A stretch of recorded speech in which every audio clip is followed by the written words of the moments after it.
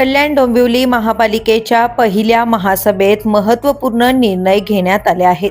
स्थायी महिला, बालकल्याण आणि शिक्षण समित्यांच्या सदस्यांची नियुक्ती करण्यात आली आहे.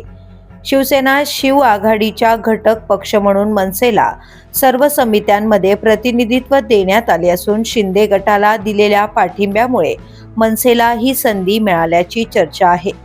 तर शिवसेना ठाकरे गटालाही तिन्ही समित्यांमध्ये प्रत्येकी एक सदस्य स्थान देण्यात आले आहे.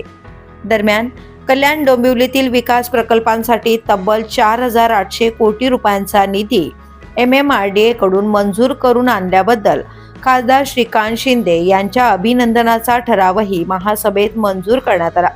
महासभा सुरू होण्यापूर्वी महापालिका मुख्यालयात पोलिसांकडून करण्यात आलेल्या झाडाझडतीवरून वातावरण तापले. नगरसेवकांनी प्रशासनाला चांगलेच धारेवर धरत आम्ही चोर दरोडेखोर आहोत का असा सवाल उपस्थित केला. तसेच झडतीसाठी पोलीस असतील तर महापालिकेच्या सुरक्षा रक्षकांची गरज काय असा जाबही विचारण्यात आला. यावर प्रशासनाने यापुढे योग्य ती खबरदारी घेण्याचे आश्वासन दिले. या महासभेत भाजपचे वरुण पाटील यांची सभागृह नेतेपदी नियुक्ती करण्यात आली.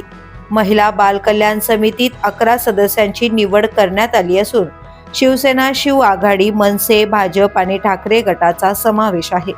तर शिक्षण समितीतही 11 सदस्यांची नियुक्ती करण्यात आली असून सर्व प्रमुख पक्षांना प्रतिनिधित्व देण्यात आले आहे. एकूणच कल्याण डोंबिवली महापालिकेच्या या पहिल्याच महासभेत राजकीय समतोल साधत विविध समित्यांची रचना निश्चित करण्यात आली आहे. The police news bureau, Kalyan Dombivli.